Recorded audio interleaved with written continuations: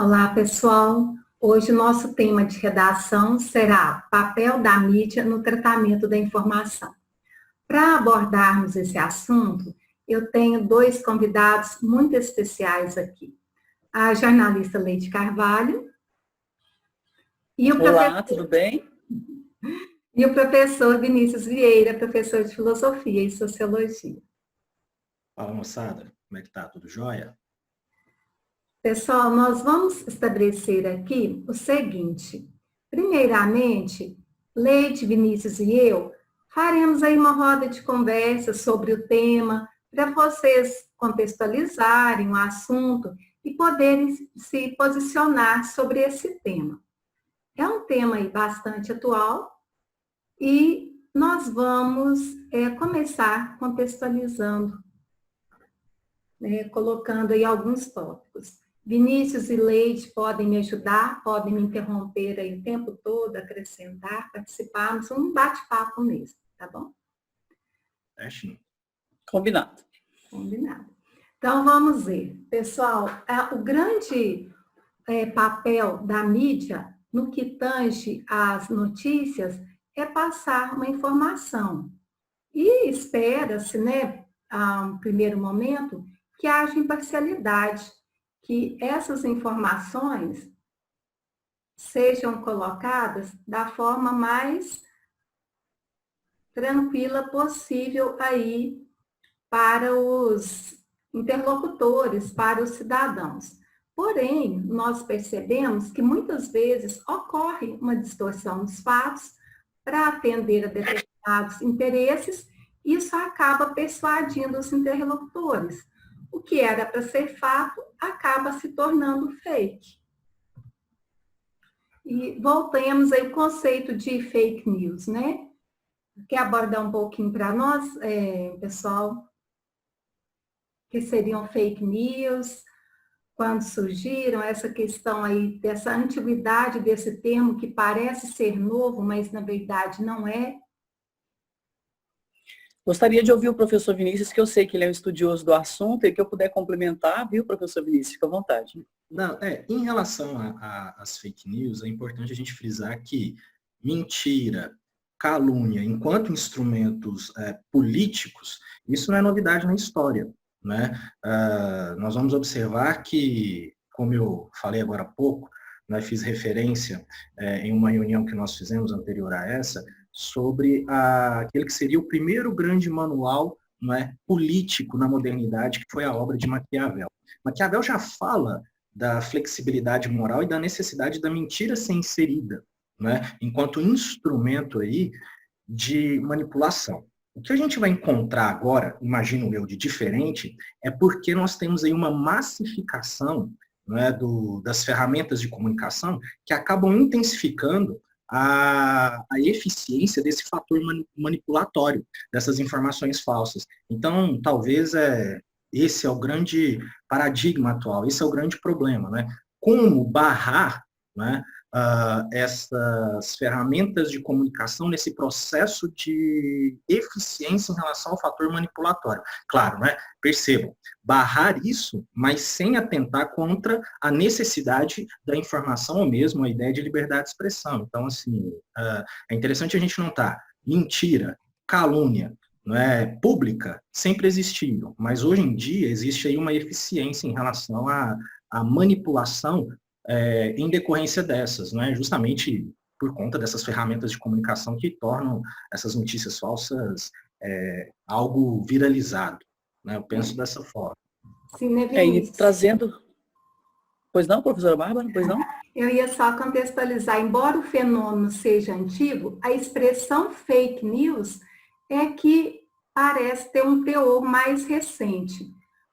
Segundo esse dicionário Merriam-Webster, essa expressão ela é usada desde o século XXI, desde o final do século XXI.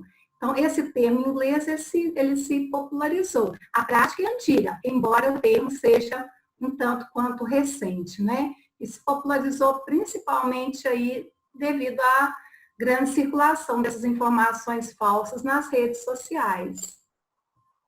Com certeza, a potencialização do uso de fake news, as notícias falsas, as notícias mentirosas, trazendo para o mundo mais recente agora, para a questão dos alunos, essa potencialização ocorreu nas eleições do Donald Trump.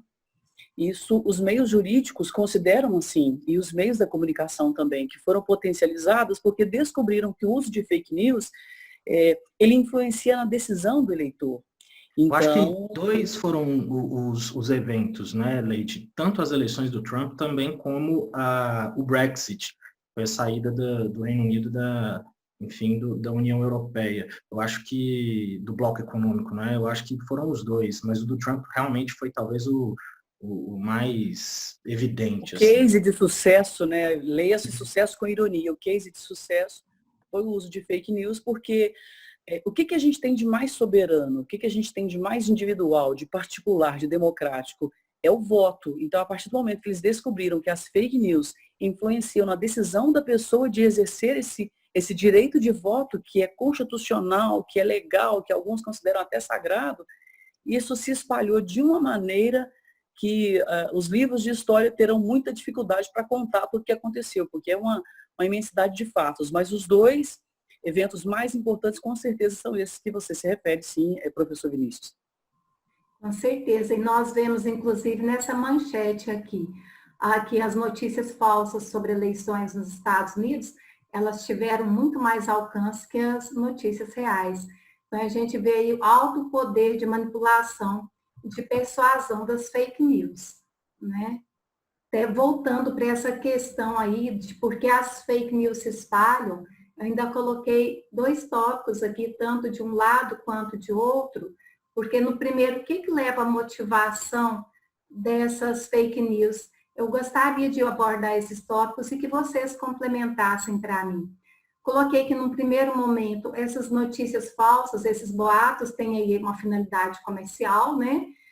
Por parte dos jornais de atrair mais leitores. Criam-se boatos.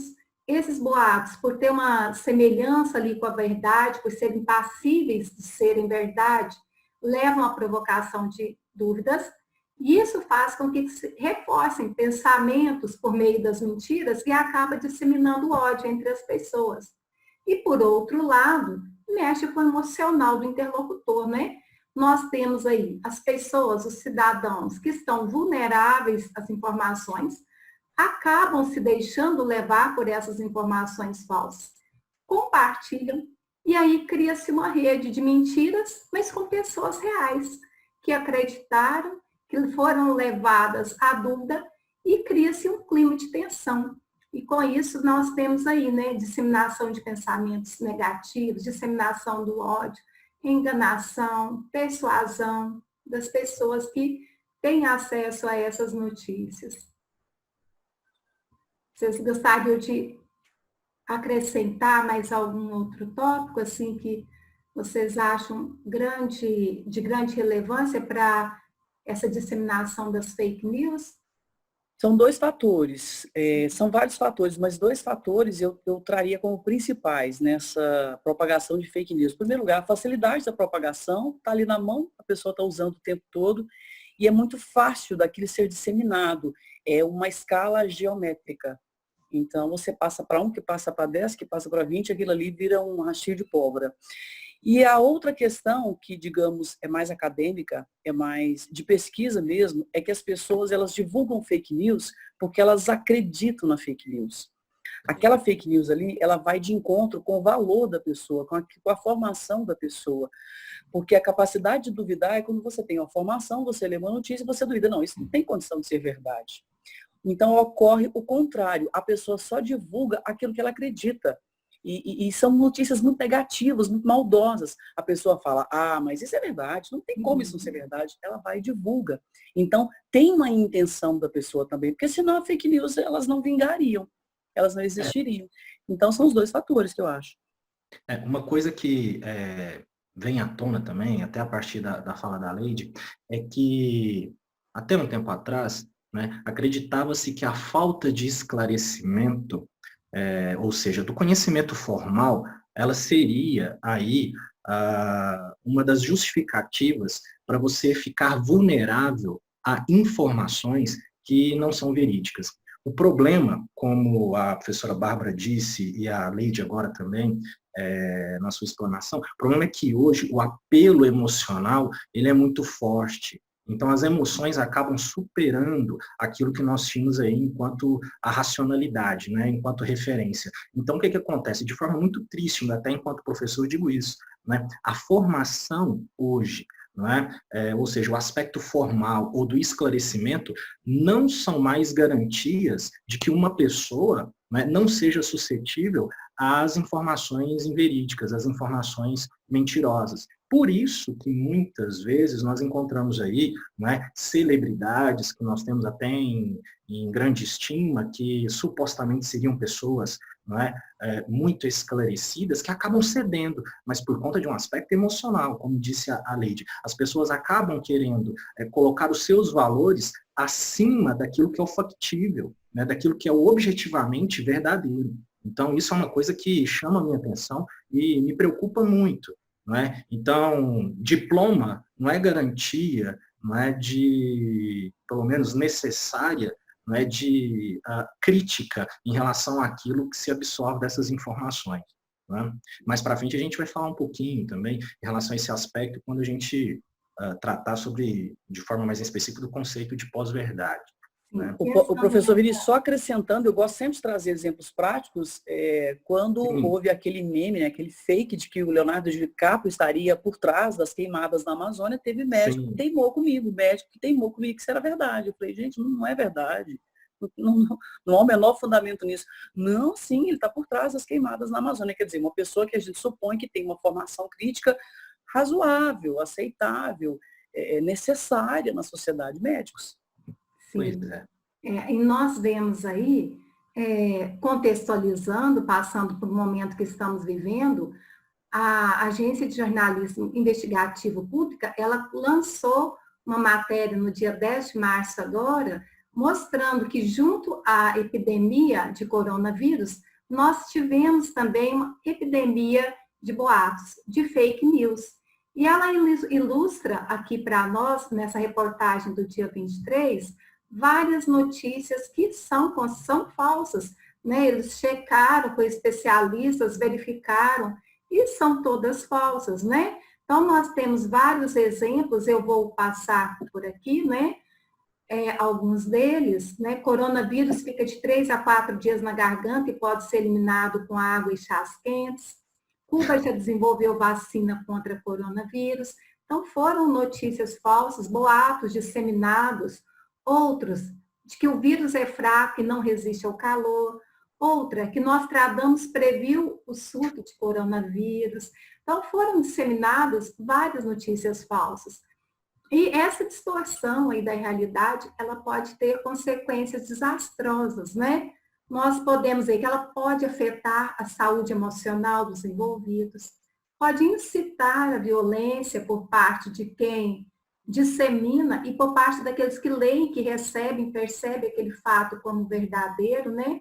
Pode gerar intolerância, pode levar a atos de preconceito. Só para exemplificar, nós vemos uma situação extrema que aconteceu no Irã, noticiado na revista Exame, no Irã, é isso mesmo, no dia 10 de março, que uma fake news sobre coronavírus levou 44 pessoas à morte no Irã.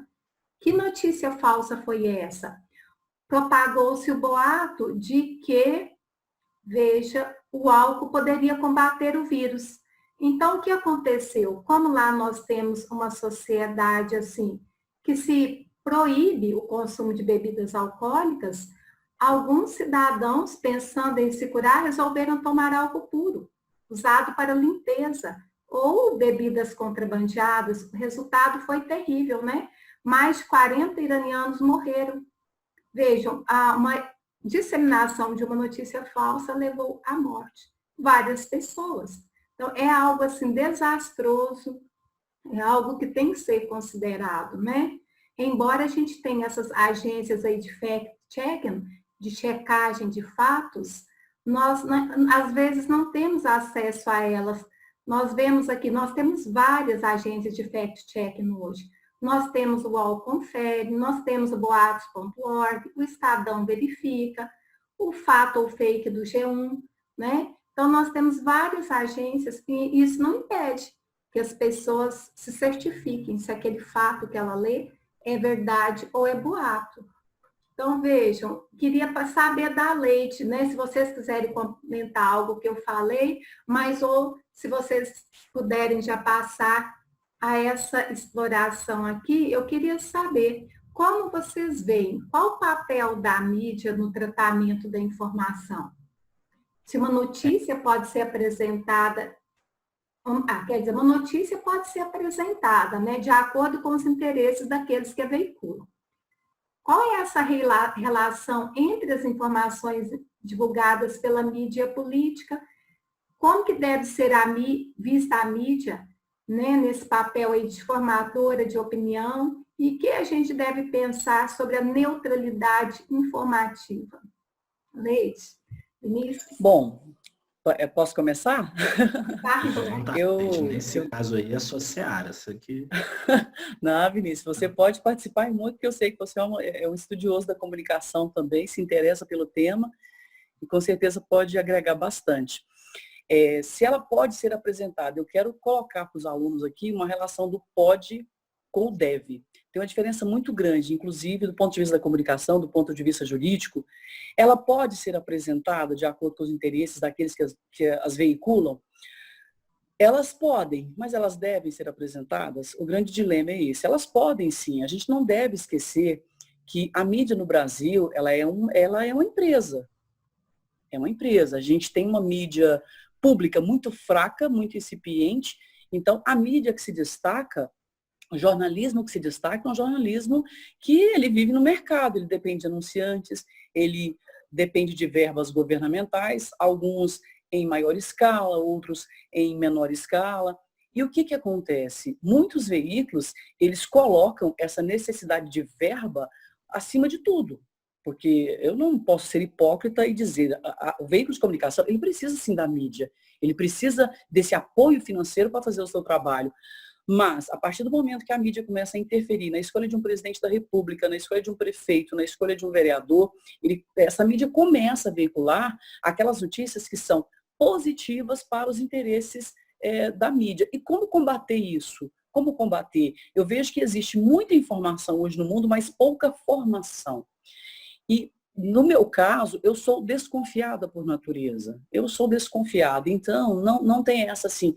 O que a gente aprende na faculdade de comunicação é que, por trás de toda fonte, né, todo político, todo empresário, todo profissional, existe um interesse.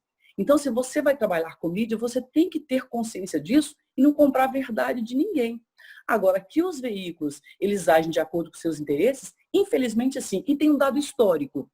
Essa questão da mídia no Brasil ser uma mídia extremamente voltada para o mercado é uma concepção norte-americana. Ela foi trazida para o Brasil pelo Assis Chateaubriand, que foi o primeiro fundador do grande meio de comunicação no Brasil, que eram os diários associados.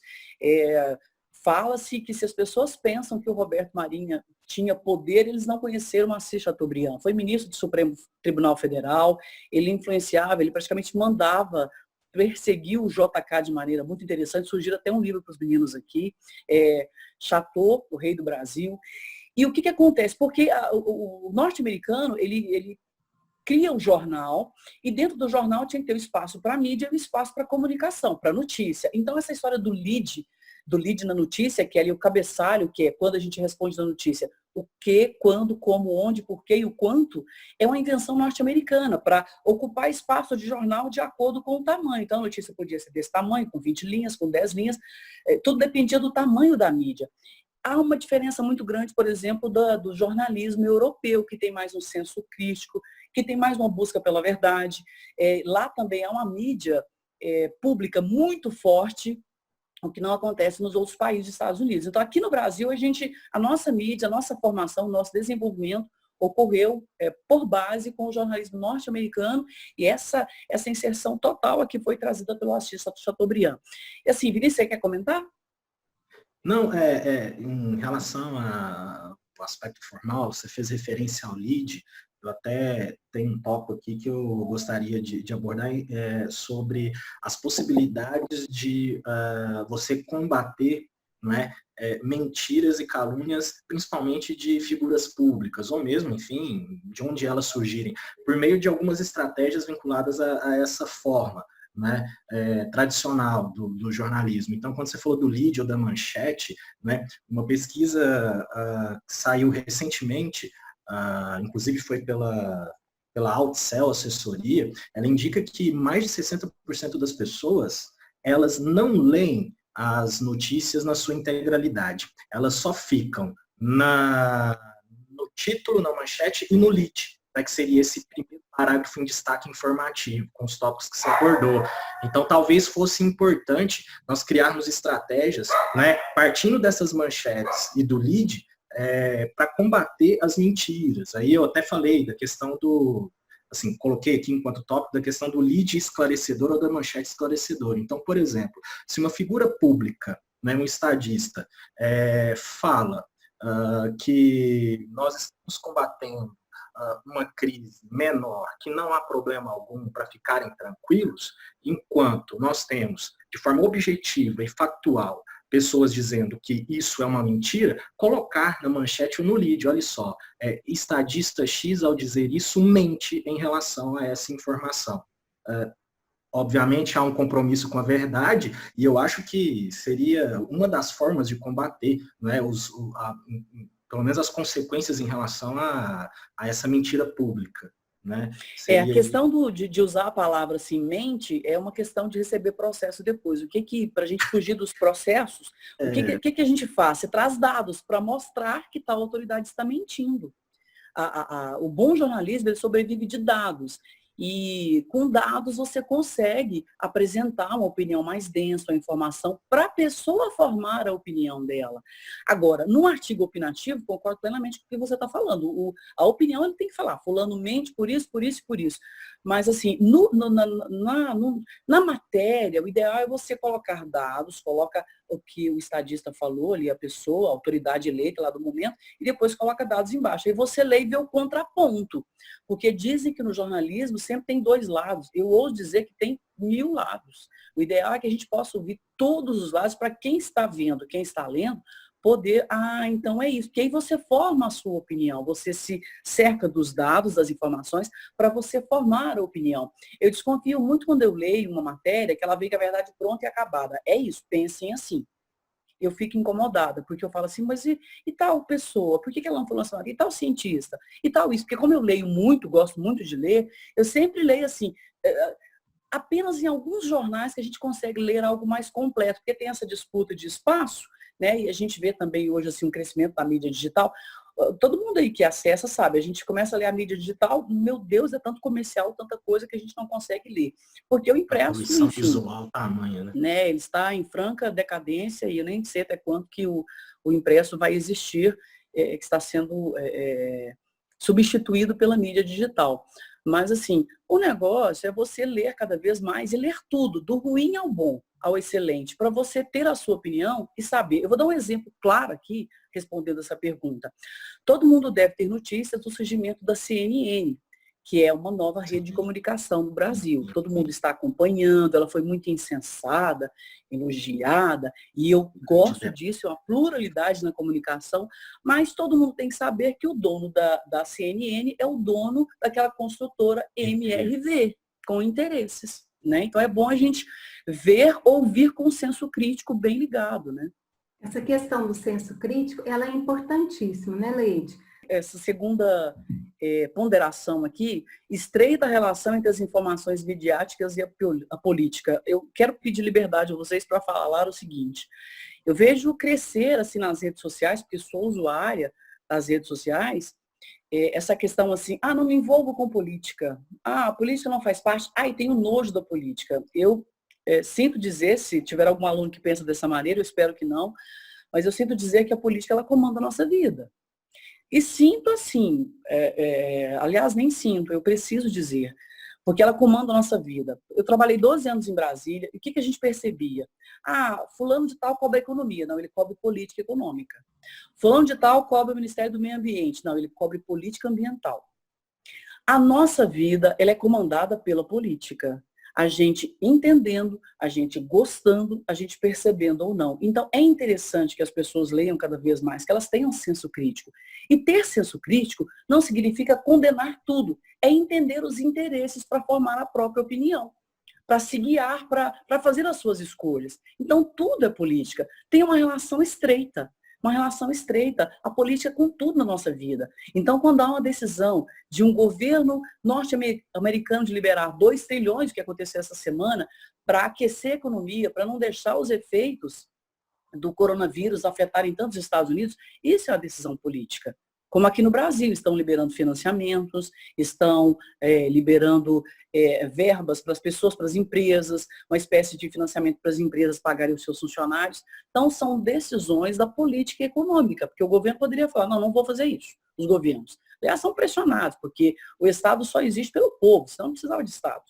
Então, é isso. Então, a relação, ela é assim, é uma simbiose. Você não sabe onde começa uma, onde termina a outra. E a mídia, ela tem o papel de reportar. Ela tem a necessidade, a obrigação, o primário dever de reportar tudo o que acontece em governos. Então, assim, a ponderação que eu gostaria de fazer é essa. Vinícius, fica à vontade para falar. Só um detalhe, em relação a esse pretenso apolitismo, isso até mesmo para alguns autores é inexistente, porque o próprio indivíduo, quando ele diz que não mexe ou não trata de assuntos políticos, ele não está percebendo que essa fala é uma fala política, não é de posicionamento. Então, a política é algo natural das relações, não é? Sejam das relações mínimas, não é? Escolher uma roupa para ir em determinado evento, não é? Ou mesmo argumentar com o pai ou com a mãe a fim de atingir determinado objetivo, são relações políticas também. Em uma micro-realidade, mas também nós temos a política institucionalizada, enfim, clássica, tradicional, mas tudo tem a ver com as relações, e as relações passam pelo crivo da ideia de poder. Então, tudo é política. Isso eu deixo bem claro para os nossos alunos, que não adianta dizer, olha só, não gosto de política ou não trato disso. Você faz política constantemente. Esse é o ponto. Essa questão aqui da mídia ser um instrumento de formação de opinião. Tanto é que as fake news se intensificaram nos últimos tempos, porque hoje, assim, eu vejo que o papel de nós, né, mídia tradicional, mídia oficial, é desmentir fake news o dia inteiro. Eu quero relatar um episódio aqui na cidade de uma pessoa que estava cortando o vírus e ela falando que estava viva e a outra pessoa falando que ela estava morta. Então, assim, a viva falando e a fake news falando que ela estava morta. Eu tive que conversar com várias pessoas e falar, essa pessoa está viva, graças a Deus. Não, mas a fulana falou, não sei quem, me mandou áudio e tal. Então, a mídia é um instrumento de formação de opinião o tempo todo. E eu vejo, assim, muitas pessoas preveem o caos com a mídia tradicional. Eu vejo que o nosso papel de rádio, televisão, a mídia institucionalizada, o papel dele é cada vez mais importante. Porque, se vocês perceberem, os últimos eleitos aqui no Brasil, de vários estados, aqui em Minas, em nível nacional, em nível municipal, eles se apoiaram muito em redes sociais e conseguiram, né, se elegerem por isso. Agora, o que acontece? Uma crise dessa, quem está se destacando? Se a gente for observar os veículos tradicionais, eles estão prestando um grande serviço à população. Então, fake news, ela continua existindo, ela continua atacando, ela continua tentando manipular a opinião das pessoas para que os políticos não tenham tanto prejuízo nesse sentido, mas é a mídia. Eu digo a vocês, prestem atenção na mídia tradicional. Claro, sempre com senso crítico ligado, mas prestem atenção na mídia tradicional. Chega até a minha seguinte informação, de gente com qualificação. Leide, eu estou sabendo que tem 150 pessoas na cidade que estão morrendo, que o povo está escondendo. Eu falo assim, isso é mentira. Isso é mentira, porque pensa se tivessem morrido 150 pessoas aqui na cidade, os hospitais iriam virar pó depois com falta de credibilidade, se eles estivessem escondendo essas informações. Nós temos um judiciário que existe. Então, é mentira, as pessoas tacam o terror, estou usando até uma gíria, que elas tacam o terror, mas é tudo mentira. Aí o nosso papel é de vir trazer a verdade, trazer a informação que é amparada por dados. Mas, assim, tem hora que a luta, ela fica acirrada, ela fica. Mas que a mídia tem um papel fundamental na formação de opinião, porque nos países desenvolvidos, na Europa, por exemplo, as pessoas não saem de casa sem ler o jornal, sem ouvir o rádio, sem ver a televisão, elas querem saber o que as aguarda no dia, daquela pessoa que movimenta na bolsa de valores, daquela pessoa que tem que tomar uma decisão, por exemplo, de fazer uma compra no supermercado. Elas se guiam pela mídia. Então, eu acredito que vamos separar o joio do trigo. Esse momento agora de pandemia, de estado de calamidade, vai separar o joio do trigo, porque quem acredita em fake news, daqui a pouco vai ter que pagar um psicólogo, enfim, diariamente. E continuando então, Leide, você estava falando para nós sobre a mídia como instrumento de formação de opinião, e quanto à questão da neutralidade informativa, ela existe? Não, ela não existe e é ilusão a gente achar que existe uma neutralidade informativa, mas eu quero expor para vocês aqui, para os alunos, o que é neutralidade e o que é imparcialidade, são coisas diferentes. Não se exige, a gente aprende isso com os filósofos da comunicação, não existe neutralidade informativa. Seria até injusto exigir de uma pessoa, quanto mais uma pessoa que trabalha na comunicação, uma neutralidade informativa. Porque nós somos frutos da nossa formação, dos nossos valores, tudo aquilo que a gente recebeu. Então, ninguém é neutro. Se a pessoa chega falando para você, estou neutro nessa questão, não está. É aquilo que o Vinícius falou anteriormente, a pessoa que fala, eu não gosto de política. Isso já é um posicionamento político. Então, a mesma coisa vale para a neutralidade informativa. Agora, o que nos é exigido é a imparcialidade. Ela é exigida da pessoa que trabalha com comunicação. Eu devo trazer todos os lados de uma questão, redigir a informação, escrever, falar a informação para que as pessoas formem as suas opiniões. Então, eu tenho que ter imparcialidade. Isso é exigido de quem trabalha com comunicação e é exigido de uma maneira até informal, que é exigido da gente. Agora, por exemplo, de um juiz, a imparcialidade, ela é regra, ela é de forma objetiva, ela é expressa, ela é escrita. Então, devemos ser imparciais. Eu não tenho que pender, que a gente brinca no jornalismo, ou fala pesar as tintas, né? Pesar a pena para determinado lado. Isso é desonesto, isso é ilegal, isso é incorreto, isso não pode acontecer no meio de comunicação. Agora, neutra eu não sou. Mas pensa se eu, enquanto jornalista, for carregar na minha matéria aquilo que eu acredito. Gente, o que eu acredito não tem relevância nenhuma. Eu preciso relatar. Principalmente o jornalismo informativo. Não opinativo, não. Mas está lá. Quando é opinativo, vem escrito. É opinião. A pessoa está dando a opinião dela. E como toda opinião, está sujeita a erros. A erros, acertos, falhas. Precisa de conserto. Mas, então, a imparcialidade para quem trabalha com jornalismo informativo, ela é necessária. Ela é regra, ela é lei, assim como é para o juiz também. Só que no caso da comunicação não está escrito no manual da magistratura, por exemplo, que tem lá que a imparcialidade é uma regra. O juiz, por exemplo, se ele é evangélico, ele não pode julgar as causas dele pensando só sobre o prisma do evangélico. Como jornalista também. Se ele é espírita, se ele é católico, como é que ele vai escrever matérias só sobre o prisma da religião? Ou vai só falar do time que ele gosta? Ou só do político que ele vota? Porque ele vota também, ele é um ser humano.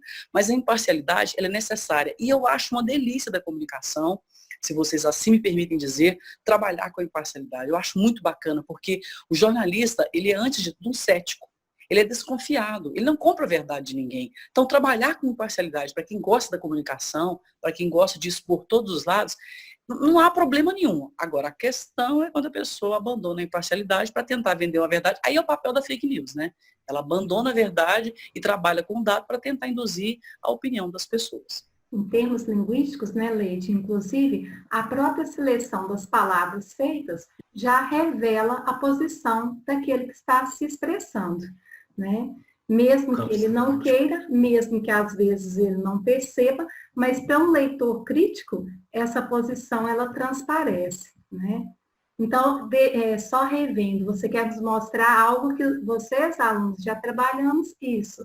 Vejam, no jornalismo informativo, é desejável a impessoalidade, ou seja, o texto deve ser escrito em terceira pessoa, mas também a imparcialidade, ou seja, que os fatos sejam fidedignos ao que realmente aconteceu. Não é isso, Leide? Com certeza. E assim, só para trazer para dados concretos, eu já entrevistei, por exemplo, pessoas falando absurdos, mas meu papel ali não era julgar, era apenas captar aquela informação e transmitir, não era julgar absurdos, pessoas falando absurdos, mas o meu papel ali não é julgar, não é editar, não é selecionar, não é de maneira nenhuma. Eu, aliás, assim, eu lido com todos os lados, eu converso com todos os lados, mas porque a imparcialidade, para mim, ela é matéria-prima do meu trabalho, ela é princípio básico, pressuposto fundamental para o meu trabalho. Vamos abordar outros tópicos, então, aí, passando para essa questão, uma visão mais da sociologia, Vinícius. Como que você percebe essa questão da fake news? Vamos relacioná-la ao conceito de pós-verdade. Como eu posso relacionar esses dois conceitos? E como eu posso relacionar esses dois conceitos ao papel da mídia no tratamento da informação? Vamos começar com o Vinícius, Leite também, fique à vontade. Bom, assim, eu acho que, de antemão, interessante quando nós tratamos desse tópico, correlacionando a noção de pós-verdade com fake news, é fazer uma distinção clara do que é a pós-verdade e do que são as fake news.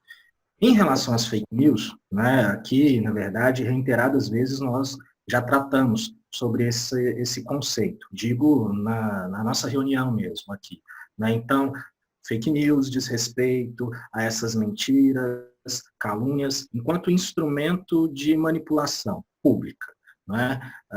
Algo que não é novo, né? Então, desde sempre, há mentiras, há calúnias em âmbito público.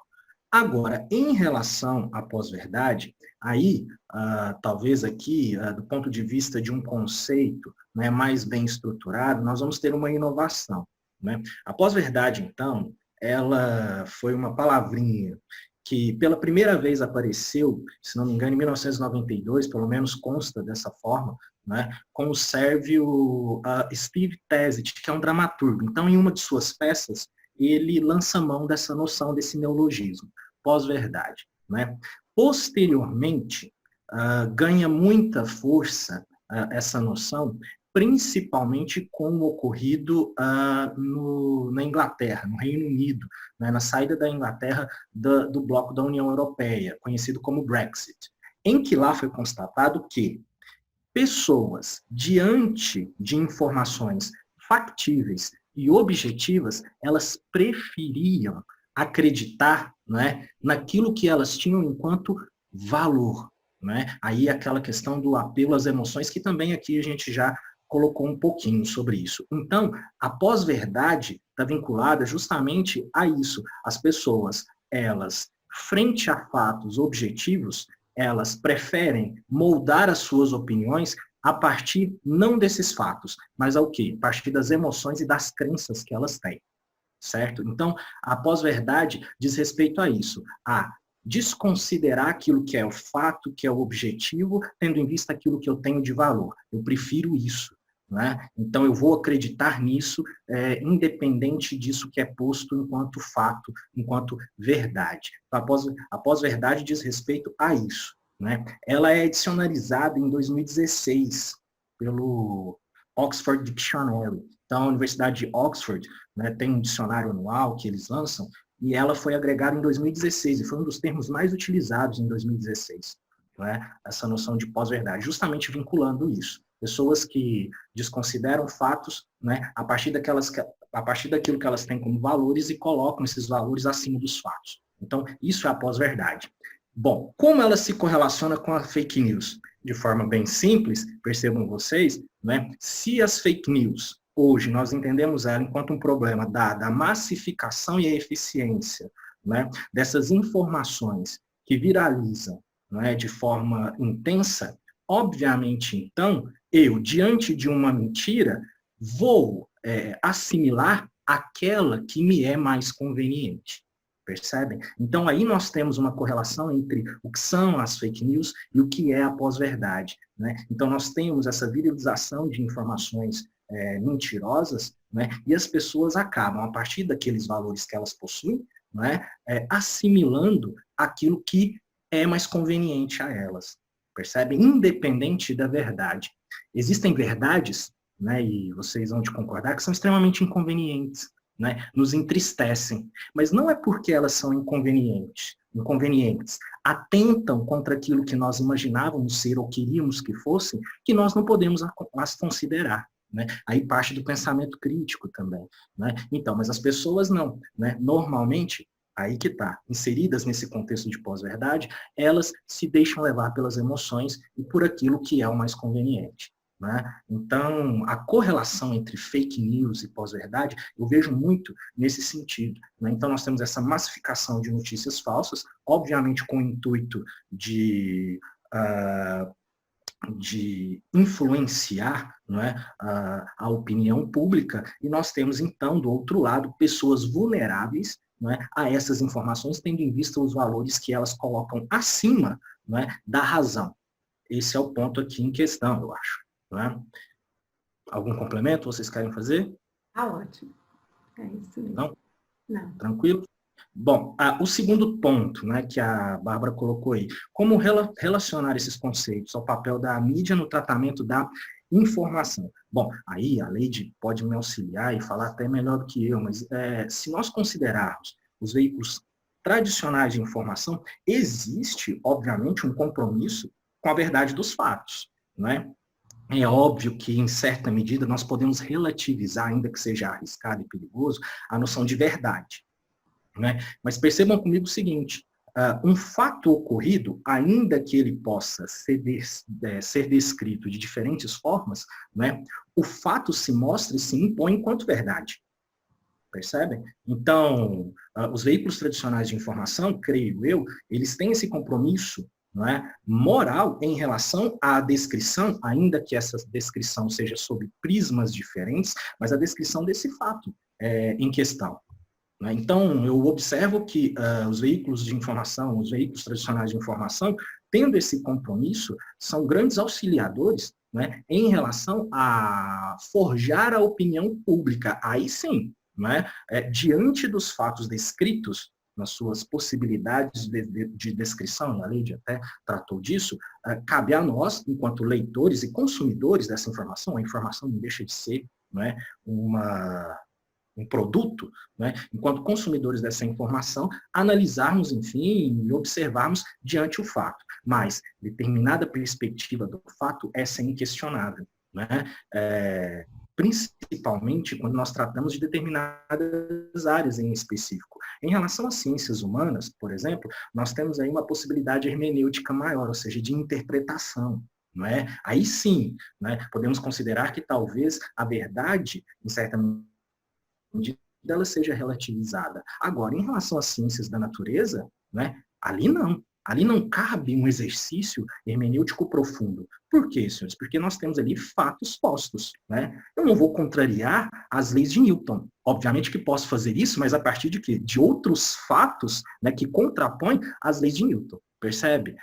Então, existe aí um certo ponto em relação à noção de verdade que eu acho interessante nós ressaltarmos. Então, olha só, verdade, ela é posta, em certa perspectiva, no dado factível, é um fato, é objetivo. Em relação aos veículos de informação, eu imagino que eles têm compromisso em retratar essas verdades. Né? Em relação às opiniões que podem ser dadas, enfim, isso é um passo posterior. Né? Por isso que, enfim, imagino que seria aí uma coisa muito importante, né, nós tratarmos justamente dessa valorização do debate balizado pela racionalidade e não pela emoção. Né? Então, em um contexto democrático tal como o nosso, é extremamente salutar o debate. Mas o debate público parte do pressuposto que os argumentos ali colocados, não é, eles são balizados pela razão, e não por preconceitos, emoções, e não é isso que a gente está observando atualmente. Então, assim, eu acho importante nós sempre darmos, né, força para o aspecto racional argumentativo, né, justamente para tentar fugir desse caráter de pós-verdade, ou mesmo, quem sabe, numa tentativa, numa estratégia de superarmos, até por um meio educativo exemplar, a crítica em relação às fake news. Né? Então, Eu vejo muito nesse sentido, porque senão vai haver aquilo que o Adorno, né, que é um teórico crítico alemão, dizia, vai haver a Dummheit. Na verdade, ela já está quase que posta, né, que seria o quê? A normalização da estupidez. E é um fato até que conversava com a Leide, nós observamos agora, com essa crise em relação à Covid, né, ao coronavírus, nós temos visto um fator positivo, pelo menos enxergo dessa forma, que é o quê? O revigoramento, né, de determinadas áreas que estavam sendo desmerecidas. Uma que toca muito a Leide, que é em relação aos veículos de informação, né, que estavam sendo totalmente detratados, né? E também outra que nos toca mais, não é, Bárbara, que é em relação à informação científica, à própria ciência. Né? Então, observo que agora com essa crise, nós estamos tendo aí um revigoramento, isso é um fator positivo, né, que nos faz refletir, né, desses dois âmbitos que são essenciais para a humanidade. Tanto a ciência, né, enquanto informação bem ancorada, né, aquela que nos possibilita progresso, etc., né, quanto o que? A retratação dessas informações por meio dos veículos tradicionais, que estavam sendo totalmente desmerecidos. Então, eu vejo assim que está tendo um revigoramento em relação a isso. Né? Bom, falei demais. Vocês, por favor, aí, façam as suas considerações. Bom, eu vejo também como positivo, Vinícius, esse resgate da credibilidade dos meios de comunicação e da ciência. E tanto é fato que o Instituto Datafolha fez uma pesquisa e a audiência das TVs tradicionais, em canais fechados também, Globo News, etc., Band News, e dos rádios, né, do meio rádio, ela triplicou nesse período. Então, enquanto, para falar a linguagem dos meninos aí, enquanto está na base da zoeira, fake news ela manda, né? Fake news, não sei o quê, falar uma coisa, mas agora, é fato, tem gente morrendo. Ninguém quer um parente morrendo, Deus que nos livre. Então, você tem que pegar a informação precisa, a informação verdadeira. E aí, coube aos meios de comunicação tradicionais, e inclusive, assim, fala-se muito de Globo, e aqui eu não tenho nada a falar nem contra nem a favor de Globo, mas o fato é que a audiência da TV Globo e também da Globo News aumentou exponencialmente nos últimos dias, justamente por estarem trazendo muitas informações, muitos fatos, muitos especialistas, muitas pessoas. E eu vejo isso como positivo, porque nós também do rádio, aqui cobrindo as ações locais, as questões locais, tudo bem, tem a rede social, todo mundo vai lá, dá opinião, não sei o quê, mas o que é fato? Até porque temos sanções legais, se a gente não trouxer o fato como ele é. Se eu chegar lá na emissora e falar assim, não, gente, realmente tem 159 pessoas morrendo aí e tá tudo... Eu posso levar processos, eu posso perder minha concessão federal. Então, a mesma coisa acontece com a TV, a mesma coisa acontece com o jornal. Agora, a fake news não tem compromisso com nada, não tem responsabilidade com nada, aquilo não sabe nem de onde surgiu, né? Às vezes. Sim, eu só queria enfatizar, então, vejam só, em 1878, Joseph Pulitzer, que foi um dos grandes jornalistas aí de todos os tempos, ele costumava definir jornalismo com 3 palavras: precisão, precisão e precisão. Então, vejam, reforçando esse caráter que vocês tão bem abordaram aí para nós, do papel imparcial que a mídia deve adotar ao transmitir as informações, né? Pessoal, alguma consideração a mais? Porque eu vou passar aqui, vejam, para os alunos, a nossa proposta de redação será abordar o papel da mídia no tratamento da informação. A professor Vinícius, a jornalista Leide Carvalho, colocaram suas posições, abordaram super bem tópicos, conceitos que nós podemos utilizar nessa produção do texto, contribuíram e muito para o nosso tema desta semana. Agradeço muito, Leide Carvalho, agradeço muito, Vinícius Vieira, e colocar esses meninos para trabalhar agora. Alguma consideração a mais? Bom, eu gostaria de agradecer muito a você, Bárbara, ao professor Vinícius. Que honra estar com vocês aqui. São pessoas pelas quais eu tenho amizade, tenho respeito, tenho admiração.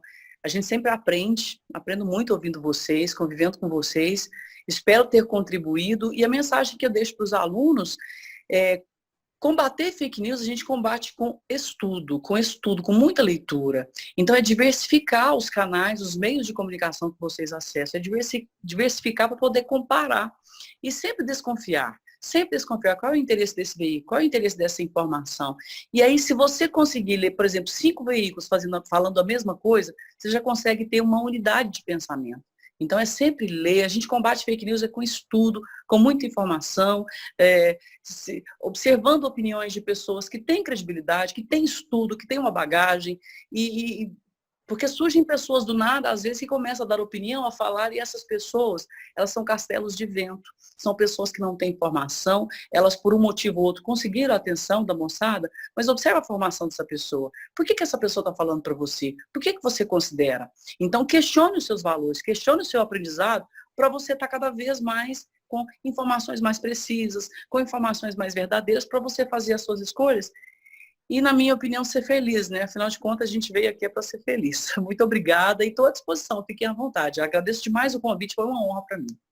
Obrigada, Leide. Bom, coincide muito aquilo que a Leide fala em relação àquilo que eu sinto também, que é honra, orgulho de estar não na presença física, né, da Bárbara, mas da Leide, mas que são duas pessoas também que eu admiro muito. Né? A Leide acompanha há um bom tempo, enfim, na sua profissão, desde quando fazia cobertura em Brasília, então, assim, me sinto muito honrado, né, em ter tido a possibilidade, Leide, de não só, né, ter essa relação, mas de ter conhecido você de uma forma mais íntima, né, porque até então era uma coisa tão distante, eu ouvia só no rádio, então, assim, fico muito honrado. Professora Bárbara, né, que foi minha professora também, então, fico aí realmente orgulhoso e honrado também de fazer parte desse debate e, assim, na esperança de ter contribuído com alguma coisa, né, para os meninos, né, e que eles, enfim, tenham sempre atenção e, se estou aqui na posição de dar alguma dica para eles ou aconselhamento, é que sempre façam uso da razão, né, não sejam robôs, é claro, as emoções e os afetos fazem parte e nos caracterizam enquanto seres humanos, mas tenham em mente que em determinados pontos da vida a razão ela deve prevalecer. Né? Então, o exercício racional vai muito ao encontro daquilo que a Leide falou, ele é essencial, né, para que vocês não percam essa criticidade, essa possibilidade de fazer crítica. Né? E a dúvida, nesse sentido, ela é essencial. Né? Então, se duvidam, busquem, né, aquilo que sane, à medida do possível, essas dúvidas de vocês, mas sempre tendo a razão como uma balizadora. Não é disso. É isso. Muito obrigada. Podem ter certeza de que contribuíram e muito para o nosso debate. Obrigada, pessoal.